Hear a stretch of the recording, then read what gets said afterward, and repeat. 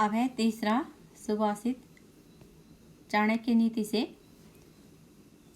प्रियवाक्य प्रदानेन सर्वे तुष्यन्ति जन्तवः तस्मात् तदेव वक्तव्यम वचने का दरिद्रता। अब इसके शब्दार्थ हो गए। प्रिय वाक्य सुंदर वचन बोलने से, अच्छे वचन बोलने से। सर्वे सभी, तुष्यन्ति संतुष्ट होते हैं, जंतव प्राणी, तदेव वैसे ही, वक्तव्यम बोलने चाहिए, वचन वाणी हो गया। का मने कैसी, दरिद्रता कंजूसी। ये इसके शब्दार्थ हो गए। अब इसका अर्थ हो गया।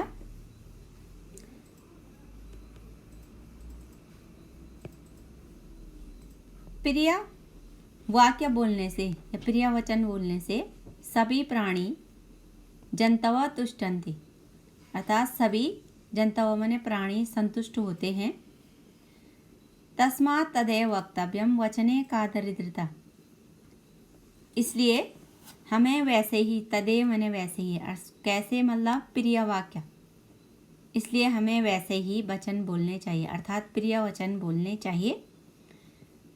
वचने का दरिद्रता, बोलने में कैसी कंजूसी, दरिद्रता माने कंजूसी, अर्थात हम अप्रिय वचन भी बोलते हैं। इसलिए चाणक्य नीति में कहा गया है, अगर बोलना ही है तो हमें सदैव ही प्रिय वचन बोलने चाहिए। अब इसके एक पदेन पूर्ण वाक्यन और निर्देशानुसारम उत्तरत हो गए। एक पदेन उत्तरत में हो गया, किम प्रदानेन जंतव तुष्यन्ति, क्या प्रदान करने से प्राणी संतुष्ट होते हैं। तो क्या प्रदान करने से प्राणी संतुष्ट होते हैं, तो उत्तर हो गया प्रिय वाक्य। प्रिय वाक्य बोलने से सभी प्राणी संतुष्ट होते हैं, उत्तर हो गया प्रिय वाक्य। दूसरा हो गया, किम वक्तव्यम, किम वक्तव्यम का कहना चाहिए, तो उत्तर हो गया इसका भी प्रिय वाक्यम, प्रिय वचन बोलने चाहिए। अब है पूर्ण वाक्यन उत्तरत। प्रिय वाक्य प्रदानेन किम भवन्ति, प्रिय वाक्य प्रदानेन किम भवन्ति, प्रिय वचन बोलने से क्या होता है, तो उत्तर हो गया पहली लाइन में, प्रिय वाक्य प्रदानेन सर्वे तुष्यन्ति जंतव, प्रिय वचन बोलने से सभी प्राणी संतुष्ट होते हैं।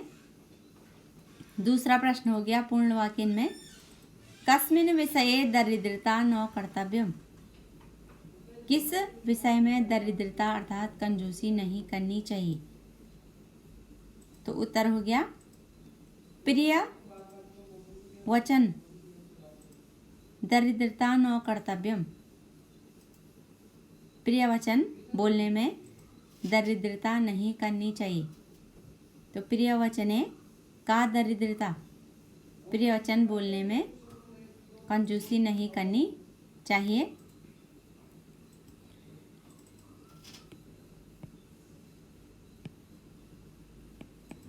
अब तीसरा प्रश्न, निर्देशानुसारम उत्तरत, इसमें हो गया, प्रिय वाक्यम अनयो पदयो, इस पद में विशेषण पदम किम, इसमें विशेषण पद कौन सा है, तो इसमें हो गया विशेषण पद प्रियम, वचन बोलने चाहिए प्रिय, तो प्रिय हो गया विशेषण। दूसरा प्रश्न है, तदेव अस्य पदस्य संधि विच्छेदम कुरुत, ये है तदेव, इसमें संधि विच्छेद कीजिए, तो इसमें हो गया तत् धन एवं वृद्धि संधि होगी इसमें, तदेव। तीसरा हो गया, वचने अस्मिन् पदे का विभक्ति, वचने जो ये पद है इसमें कौन सी विभक्ति है, तो वचने में हो गया, वचनों में चिन्ह है उसका में पेपर, इसलिए हो गया सप्तमी विभक्ति, तो वचने में हो गया सप्तमी विभक्ति।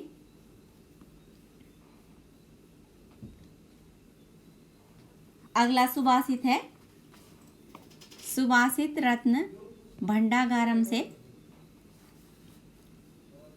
पिबन्ति नद्यः स्वयमेव नाभ्यः स्वयं न खादन्ति फलानि वृक्षा नाद्यन्ति सस्यं खलु वारिवाः परोपकाराय शतां विभूतयः। अब इसके शब्दार्थ हो गए।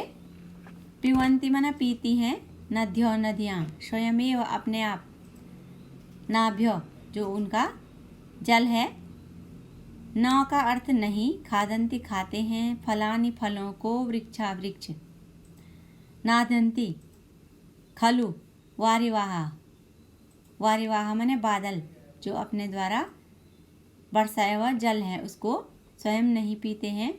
परोपकाराय शतां विभूतय, विभूता में जो उनकी संपत्तियां हैं, शताम हमेशा ही, जो सज्जन लोग हैं, परोपकाराय परोपकार के लिए। अब इसका अर्थ हो गया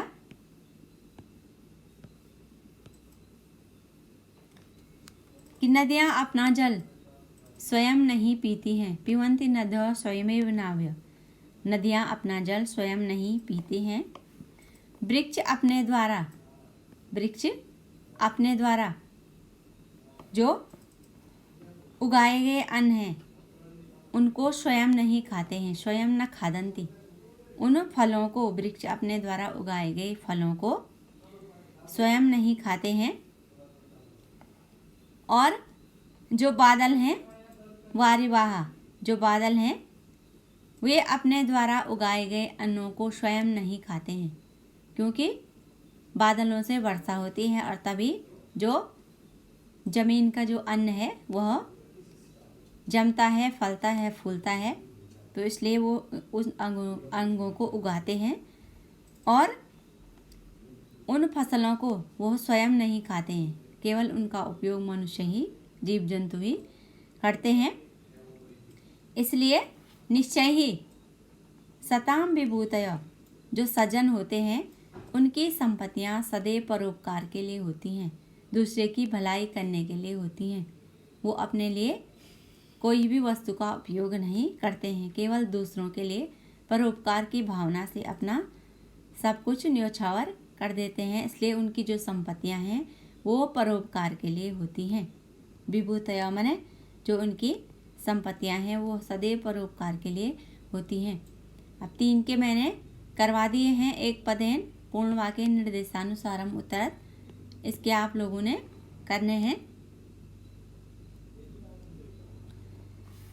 अब है 5वां सुभाषित, मृच्छ कटिकम। ये शूद्रक की रचना है, वहाँ से ये सुभाषित लिया गया है। संस्कृत के महाकवि हुए हैं।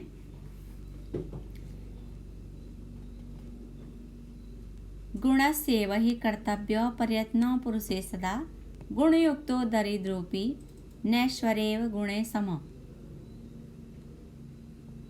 अब इसके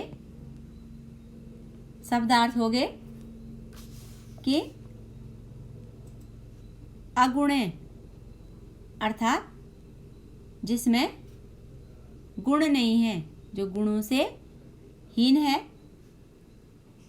और गुणयुक्तो माने जो गुणों से संपन्न है, उस व्यक्ति को कहा गया है। पुरुष माने व्यक्ति हो गया, सदा हमेशा। अब इसका अर्थ हो गया कि मनुष्यों के द्वारा, पुरुषे सदा अर्थात मनुष्यों के द्वारा, सदा माने हमेशा ही, गुणस्येव गुण हैं जो उनको धारण करने में कर्तव्यम प्रयत्नशील रहना चाहिए, क्योंकि जो संसार में गुणों से युक्त निर्धन व्यक्ति भी, दरिद्र माने निर्धन व्यक्ति, अपि माने भी, वह हीन संपन्न व्यक्तियों के गुणों से जो हीन जो व्यक्ति है उनके बराबर नहीं होता है, अपितु उनसे श्रेष्ठ होता है। जो गुणों से हीन व्यक्ति है उनके बराबर नहीं होता, अपितु उनसे श्रेष्ठ होता है, क्योंकि उन दरिद्र है लेकिन उसके अंदर सारी अच्छाइयाँ हैं, इसलिए वह उनसे श्रेष्ठ होता है।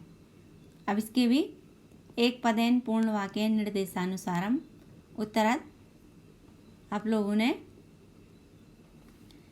करने हैं। अब है नीति शतकम से यह सुभाषित लिया गया है। आरंभ गुरुवी क्षयणी क्रमेण लघवी पुरा बुद्धिमती च पश्चात दिनस्य पूर्वार्ध परवार्ध भिन्ना छायेव मैत्री खल सज्जनानाम। अब इसमें इसके शब्दार्थ हो गए। आरंभ गुरुवी अर्थात आरंभ में लंबी, गुरु मैंने लंबा होता है, बड़ा। क्षयणी अर्थात घटने वाली, घटती स्वभाव वाली। पुरा पहले की, पश्चात बाद की। भिन्ना अर्थात अलग। खल सज्जनानाम दुष्टों और सज्जनों की। खल मैंने दुष्ट हो गया, सज्जनानाम सज्जन हो गए। अब इसका अर्थ हो गया कि सज्जनों और दुर्जनों की मित्रता, खल सज्जनानाम छायेव मैत्री। पूर्वार्ध और परवार्ध की छाया के समान भिन्न भिन्न होती है। पूर्वार्ध का समय सुबह से लेकर के और 12 बजे तक, परवार्ध में 12 बजे के बाद का समय। उनकी मित्रता उस प्रकार होती है। सज्जनों और दुर्जनों की मित्रता पूर्वार्ध और परवार्ध, पूर्वाहन और अपराहन की छाया के समान भिन्न भिन्न होती है, क्योंकि दुर्जनों की मित्रता खल मैत्री, दुर्जनों की मित्रता पूर्वार्ध पूर्वाहन की छाया के समान आरंभ में गुरुवी मैंने बड़ी और कर्मसह क्षयणी कर्मसह घटने वाली होती है, जबकि सज्जनानाम मैत्री सज्जनों की मित्रता कर्मसह लघवी पहले छोटी और फिर अपराहन की छाया के समान बढ़ने वाली होती है। पहले छोटी होती है और कर्मशः बढ़ने वाली होती है। अर्थात जब मित्र के पास, जो उसका मित्र है, जो पैसा मान सम्मान रहता है, और जब नहीं भी रहता है, दोनों स्थितियों में वह अपने मित्र के साथ एक समान व्यवहार करता है। ठीक, पूर्वाहन की छाया के समान और अपराहन की छाया के समान दोनों परिस्थितियों में वह समान रहता है। इसलिए उनकी जो मित्रता है वह पूर्वाहन और अपराहन की छाया के समान भिन्न भिन्न बताई गई है। अब इसके एक पदेन पूर्ण वाक्यन और निर्देशानुसारम उत्तरत आप लोगों ने लिखने हैं। अब है 7वां भामिनी विलास से यह सुभाषित लिया गया है। यत्रापि कुत्रापि गता भवेयु हंसा मही मंडल मंडनाय हानिस्तु तेषां ही सरोवराणाम येषां मराले सह प्रयोग। अब इसके शब्दार्थ हो गए। मही मंडल अर्थात पृथ्वी को सुशोभित करने के लिए। हानिस्तु माने हानि, मराले हंस हो गया, विप्रयोग वियोग हो गया। अब इसमें कहा गया है, इसका अर्थ हो गया कि पृथ्वी की शोभा बढ़ाने के लिए जो हंस हैं वह मराले माने हंस हैं, वह जहाँ कहीं भी चले गए हों किसी की कोई हानि नहीं होती। हानि तो उन सरोवरों की होती है। तेसाम हानिस्तु, हानि उन सरोवरों की होती है हंसों के साथ जिनका वियोग होता है। ये साम मराले सह विप्रयोग, जिनके साथ, हंसों के साथ जिनका वियोग होता है। अर्थात विद्वान लोग कहीं भी चले जाएं, किसी भी सभा में चले जाएं, वहाँ वो सम्मान ही पाते हैं। लेकिन जो उनके ज्ञान के द्वारा लाभान्वित होते हैं, उन लोगों का ज्ञान उनको पूरा नहीं मिल पाता है।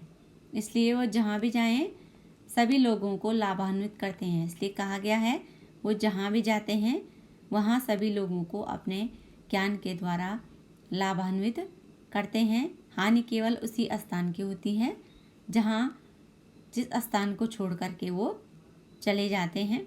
इसके भी एक पदेन पूर्ण वाक्य निर्देशानुसारम उत्तरत आप लोगों ने करने हैं। अब है 8वां सुभाषित हितोपदेशों से लिया गया है। गुणा गुणेषु गुणा भवन्ति ते निर्गुणं प्राप्य भवन्ति दोषा आस्वाद्यं तोया प्रवहन्ति नद्य समुद्रम आसाद्य भवन्तपेया। अब इसके शब्दार्थ हो गए। गुणयेषु अर्थात गुणों को जानने वाले भवन्ति होते हैं। आसाध्य अर्थात पाकर के, अपेय न पीने योग्य। अब इसका अर्थ, गुण गुणियों में रहकर ही गुण होते हैं, निर्गुण को प्राप्त करके वे दोषयुक्त हो जाते हैं। जिस प्रकार की संगति में रहेंगे उसी प्रकार के गुण हम में आने स्वाभाविक हैं।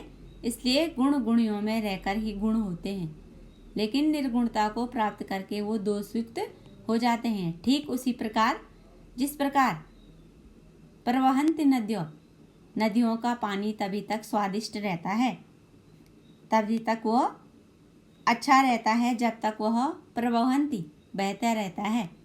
किंतु समुद्रम आसाध्य, आसाध्य मैंने प्राप्त करके, समुद्र में जब पानी मिलता है तो भवंत अपेया, वह अपेय हो जाता है, पीने योग्य नहीं रहता है, क्योंकि खारा हो जाता है, उसमें नमक की मात्रा अधिक हो जाती है, इसलिए वह पीने के योग्य नहीं रहता है। अब इसके भी तुमने एक पदेन पूर्ण वाक्यन और निर्देशानुसारम उत्तरत लिखने हैं।